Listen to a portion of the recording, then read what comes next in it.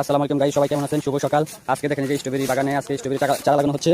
এই যে এখানে 310 জন পেয়ে দেওয়া দরকার। আমাদের সাথে আছে তুহিন ভাই, তারপরে সাথে আছে আমাদের বাতিজা শহীদ, এরাও চারা লাগাচ্ছে। এখানে আরো 9 লোক দরকার, এই যে লাগাইতেছে, চারা লাগাইতেছে। আর এই যে এই সাইডে আছে নেপালি ভাই, মিশরি, চায়না, সব জাত আছে।